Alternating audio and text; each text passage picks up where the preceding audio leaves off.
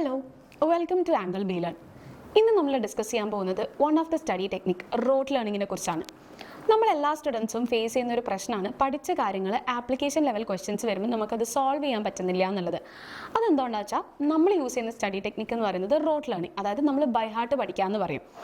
ഇന്നത്തെ വീഡിയോ എന്ന് പറയുന്നത് ആ പ്രശ്നം നമുക്ക് എങ്ങനെ സോൾവ് ചെയ്യാമെന്നുള്ളതാണ്.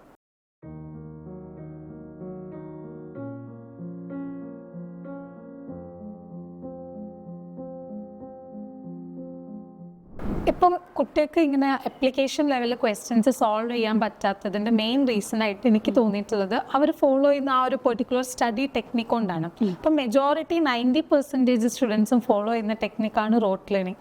നമുക്കറിയാലോ എന്താണ് റോട്ട് ലേണിംഗ്. റോട്ട് ലേണിംഗ് ഇതിപ്പം നമ്മളായി കഴിഞ്ഞാലും നമ്മൾ ചെറുതിൽ പഠിക്കുന്ന സമയത്ത് നമ്മൾ എന്ത് ചെയ്യുക, ചില എക്സാം എന്ത് ചെയ്യും, നമ്മൾ ബൈ ഹാർട്ട് ചെയ്ത് പഠിക്കും. എനിക്ക് ഓർമ്മ ഉണ്ടാവും, നമ്മൾ ടെക്സ്റ്റ് ബുക്ക് എടുത്തിട്ട് ബൈ ഹാർട്ട് ചെയ്ത് ചിലപ്പം അത് ആ ടെക്നിക്കിൻ്റെ പ്രശ്നം എന്താ വെച്ചാൽ എക്സാമിന് ചിലപ്പോൾ നമുക്ക് എഴുതാൻ വേണ്ടി പറ്റും. പക്ഷേ ഒരു ആപ്ലിക്കേഷൻ ലെവലൊക്കെ ക്വസ്റ്റ്യൻ വരുമ്പോൾ നമ്മളായി കഴിഞ്ഞാലും സ്റ്റക്കായി പോകാറുണ്ട് അല്ലേ. ഇപ്പോൾ ഒരു എക്സാമ്പിൾ പറയുകയാണെങ്കിൽ Newton's third law, for every action equal and opposite reaction. പക്ഷെ അത് എവിടെ അപ്ലൈ ചെയ്യാന്ന് ചോദിച്ചാൽ കിട്ടോ പെട്ടെന്ന്. അന്നൊക്കെ എനിക്ക് 9th പഠിക്കുന്ന സമയത്ത് ഈ ഒരു ലോന്റെ ആപ്ലിക്കേഷൻ എവിടെയാന്ന് ചോദിച്ചാൽ എനിക്കറിയില്ല. ന്യൂട്ടൺസ് ലോ എന്താ കറക്റ്റ്. മാത്സിന്റെ കേസിൽ പക്ഷെ എനിക്ക് തോന്നുന്നു റോട്ട് ലേണിംഗ് ഈ ബൈ ഹാർട്ട് സ്റ്റഡി ഒക്കെ ചെറിയ കുട്ടികളായിരിക്കും. ഇപ്പോൾ ചെറിയ കുട്ടികൾ നമ്മൾ മാത്തമാറ്റിക്സിൻ്റെ മൾട്ടിപ്ലിക്കേഷൻ ടേബിൾ കാര്യങ്ങൾ ചെറിയ കുട്ടികളായിട്ട് പഠിക്കുന്ന സമയത്ത് അവർക്കത് യൂസ്ഫുൾ ആയിരിക്കും. ബിക്കോസ് നമ്മളത് വലുതാവുന്നതിന് അത് റിപ്പീറ്റ് ചെയ്ത് പഠിക്കുമ്പോൾ നമ്മളെ മൈൻഡിൽ അത് സ്റ്റക്ക് ആവും. ബട്ട് ആസ് പെർ നമ്മൾ വലിയ ക്ലാസ്സിലൊക്കെ എത്തുമ്പോൾ ഈ ടെക്നിക്ക് തന്നെ നമ്മൾ യൂസ് ചെയ്ത് കഴിഞ്ഞാൽ ഉണ്ടാകുന്ന പ്രശ്നം എന്ന് വെച്ചാൽ നമ്മളൊരു പ്രോബ്ലംസ് വരുമ്പം, ഇപ്പോൾ ഫിസിക്സ്, മാത്സ്, കെമിസ്ട്രി ഇതിൽ ആപ്ലിക്കേഷൻ ലെവൽ പ്രോബ്ലംസ് വരുമ്പം കുട്ടികൾക്ക് അത് കറക്റ്റ് അപ്ലൈ ചെയ്യാൻ വേണ്ടി പറ്റില്ല. അതാണ് ഇതിൻ്റെ മെയിൻ ഡിസഡ്വാൻറ്റേജ്. പക്ഷേ ഇതിന് അഡ്വാൻറ്റേജസ് ഉണ്ടോയെന്ന് നോക്കിയാൽ ഒരുപാടുണ്ട്. എക്സാമിന് നല്ല മാർക്ക് സ്കോർ ചെയ്യാൻ നമുക്കിത് നല്ല ഹെൽപ്ഫുൾ ആയിരിക്കും. പക്ഷെ എന്താ, അതിൻ്റെ ഡീപ്പർ കോൺസെപ്റ്റ് എന്താണെന്ന് മനസ്സിലാക്കിയിട്ട് കുട്ടികൾ അത് പഠിക്കുന്നില്ല എന്നുള്ളതാണ് ഇതിൻ്റെ ഏറ്റവും ഒരു നമുക്കെന്താ പറയുക, അതിൻ്റെ ഒരു ഡിസഡ്വാൻറ്റേജ് അല്ലെങ്കിൽ അതിൻ്റെ ഒരു ഫോൾട്ട് എന്ന് പറഞ്ഞ് നമുക്ക് പറയാൻ വേണ്ടി പറ്റും. ഓക്കെ, ഇപ്പം മാത്സിലാണെങ്കിൽ മെജോറിറ്റി കുട്ടികൾക്ക് മാർക്ക് ഇല്ലാത്തതിൻ്റെ റീസൺ ഇവർ ഈ റോട്ട് ലേണിംഗ് മാത്സിൽ അപ്ലൈ ചെയ്യുന്നുണ്ട്. ഇവർ അറിയാതെ, ഫോർ എക്സാമ്പിൾ പറയുകയാണെങ്കിൽ പൈത്തഗോറസ് തിയറം ഏത് കുട്ടിക്ക് അറിയാത്തുണ്ടാവുക, x²=a²+b². എല്ലാവർക്കും അറിയും. പക്ഷെ എന്താ പ്രശ്നം എന്ന് പറഞ്ഞു കഴിഞ്ഞാൽ ഇത് ഏത് ക്വസ്റ്റ്യനിൽ അപ്ലൈ ചെയ്യണം, ഇത് ഏത് ട്രയാങ്കിൾ കാണുമ്പോൾ അപ്ലൈ ചെയ്യണം, അത് ഇവർക്ക് അറിയില്ല. അതെന്താണെന്ന് വെച്ച് കഴിഞ്ഞാൽ അതിൻ്റെ മെത്തേഡ് കറക്റ്റ് അവർ പഠിക്കാത്തതുകൊണ്ട്. അത് തന്നെയാണ് ഇത് പറയുന്നത്, മെത്തേഡ്. ഇപ്പം ഫിസിക്സിൻ്റെ കേസിലായി കഴിഞ്ഞാലും ഡെറിവേഷൻസ്, ഫിസിക്സ് അല്ലെ ഏത് സബ്ജക്റ്റിലും ഡെറിവേറ്റീവ് സ്റ്റഡി നമ്മൾ നടത്തുമ്പോൾ പൊതുവെ എല്ലാ ആൾക്കാർ എന്താ ചെയ്യുക, ലാസ്റ്റ് വരുന്ന ഫൈനൽ ആൻസർ മാത്രം പഠിക്കും. എല്ലാവരും അങ്ങനെ ചെയ്യാം, ഫൈനൽ ആൻസർ മാത്രം പഠിക്കും. ഫൈനൽ ഇക്വേഷനും കാര്യങ്ങളും പഠിക്കും. ഫസ്റ്റ് ഉള്ള ക്വസ്റ്റ്യൻ്റെ കാര്യങ്ങൾ നോക്കിയിട്ട് ഇത് ഇന്നതാണ് ഇക്വേഷൻ എഴുതി വെക്കും. ഇടയിലുള്ള സ്റ്റെപ്സ് എന്താണ്, അത് ഏത് മെത്തേഡ് വഴിയാണ് വന്നത് എന്ന് മനസ്സിലാക്കി കഴിഞ്ഞാൽ നമുക്ക് എന്ത് ചെയ്യാം, ഫൈനൽ ആൻസർ നമുക്ക് കിട്ടും. അത് ആപ്ലിക്കേഷൻ ലെവൽ ക്വസ്റ്റ്യൻസ് വരുമ്പം കുട്ടികളുടെ മൈൻഡിൽ ഓട്ടോമാറ്റിക്കലി പോകും, ഇത് ഇന്ന മെത്തേഡാണ്. അത് എന്ന് വരുമ്പോൾ കുട്ടികളിലേക്ക് ആൻസറിലേക്ക് എത്താനും ഈസിയാണ്. ഒരു പ്രോബ്ലം വരുന്ന സമയത്ത് മെജോറിറ്റി കുട്ടികളും, അല്ലെങ്കിൽ ഫിസിക്സ് ഒക്കെ പഠിക്കുന്ന സമയത്ത് നമുക്ക് അറിയാമല്ലോ, മെജോറിറ്റി കുട്ടികളും ആ ഫൈനൽ ഇക്വേഷൻ മാത്രമേ പഠിക്കുള്ളൂ. ആ കംപ്ലീറ്റ് ഒരു ഡിപ്പെൻഡ് ചെയ്യുന്നത് ഈ ഒരു ഫൈനൽ ഇക്വേഷനിൽ മാത്രമാണ്.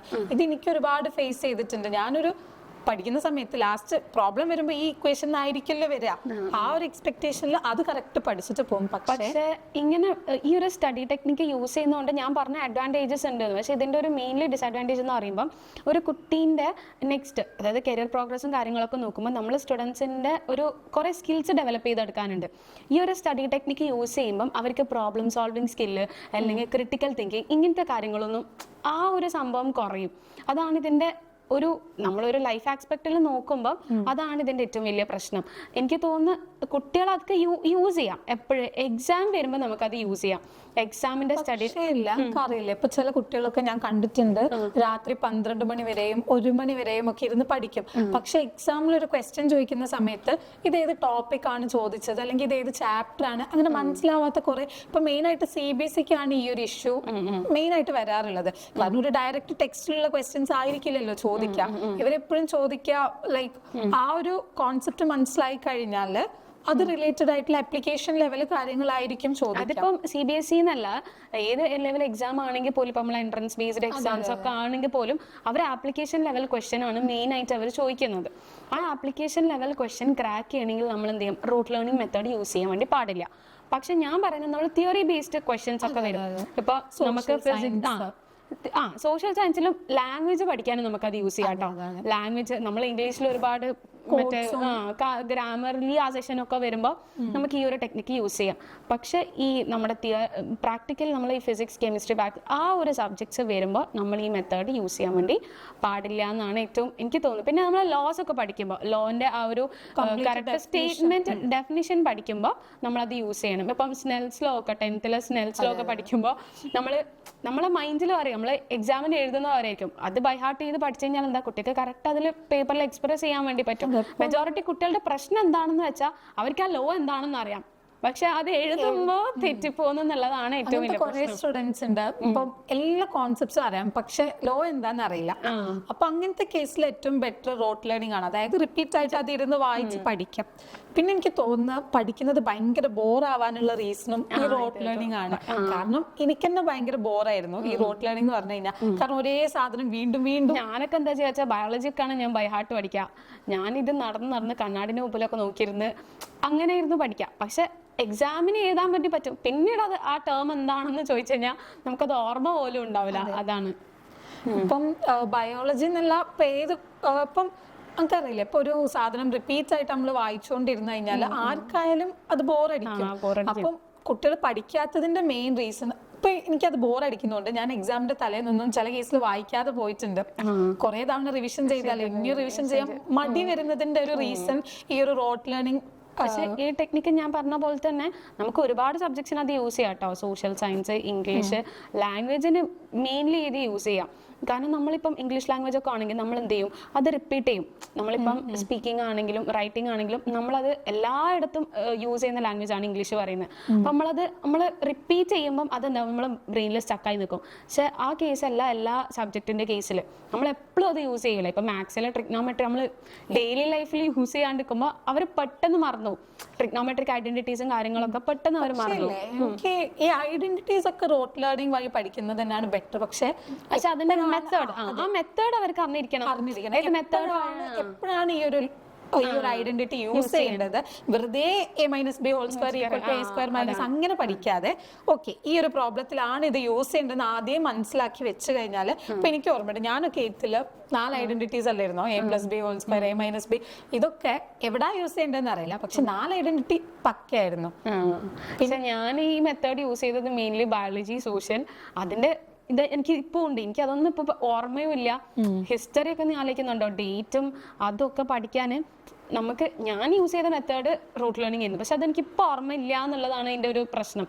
നമുക്ക് എന്ന് ഓർത്തിരിക്കാൻ എനിക്ക് തോന്നുന്നു റൂട്ട് ലേണിംഗ് അത്ര എഫക്റ്റീവ് അല്ല. എപ്പോഴാണ് നമ്മളിപ്പോ ഒരു ആപ്ലിക്കേഷൻ ലെവല് അതൊരു ലോ മാത്രമായിട്ട് പഠിക്കാതെ ഒരു സിനാരിയോയും കൂടെ മനസ്സിലാക്കിയിട്ട് പഠിക്കുന്ന സമയത്ത് നമുക്ക് ആ ഒരു കോൺസെപ്റ്റ് മൈൻഡിൽ ഉണ്ടാവും എപ്പോഴും. അത് ഇപ്പൊ ലൈക്ക് ഒരു സിറ്റുവേഷനും കൂടെ ഇപ്പൊ ഒരു എക്സാമ്പിൾ പറയുകയാണെങ്കിൽ, ഇപ്പൊ ഞാനൊക്കെ ഫിസിക്സിൽ ന്യൂട്ടൺസ് ഫസ്റ്റ് ലോ എന്ന് പറഞ്ഞാൽ എപ്പോഴും എന്റെ മൈൻഡിൽ ഉണ്ടാവുക ബസ്സിൽ ബ്രേക്ക് പിടിക്കുന്ന സമയത്ത് ഫ്രണ്ടിലോട്ട് പോകുന്നത്. അതന്നെയാണ് ടെക്നിക്കൽ എക്സാമ്പിൾ ഉള്ളത്. അതെ അതെ അതെ.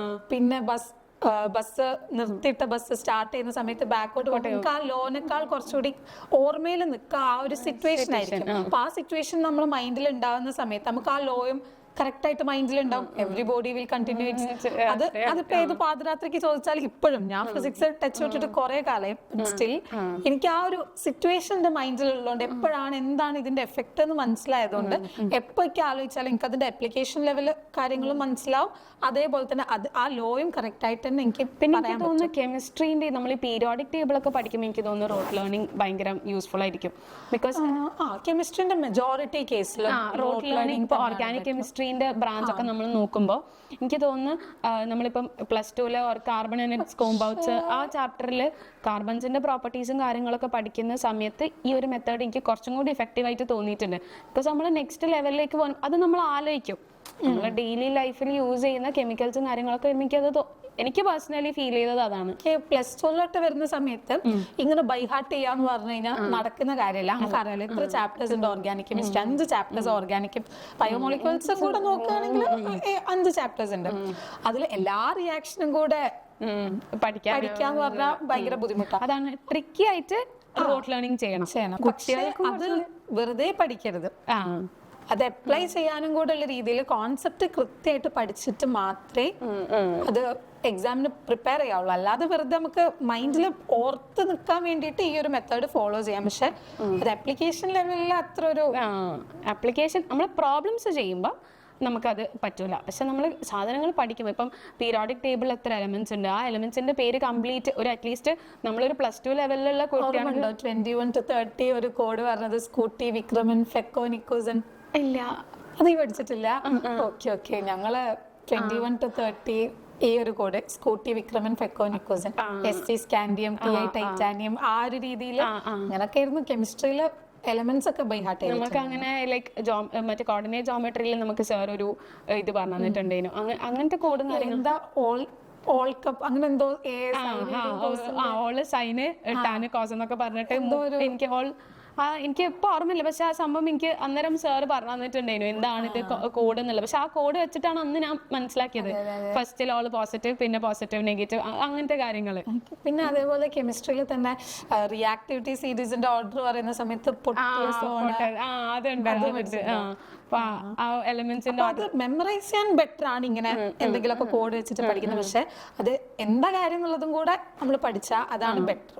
അത് എനിക്ക് തോന്നുന്നു കറക്റ്റ് ആ ഇപ്പം ഫിസിക്സ് ആയാലും ഏത് സബ്ജക്റ്റ് ആയി കഴിഞ്ഞാലും മാത്സ് ആയി കഴിഞ്ഞാലും ആ സ്റ്റെപ്പിലേക്ക് എങ്ങനെ എത്തി എന്നുള്ളത് കുട്ടികൾക്ക് മനസ്സിലാക്കി കഴിഞ്ഞ് കഴിഞ്ഞാൽ ആ ലാസ്റ്റ് സ്റ്റെപ്പ് ബൈഹാർട്ട് ചെയ്യുന്നതുകൊണ്ട് കുഴപ്പമില്ല.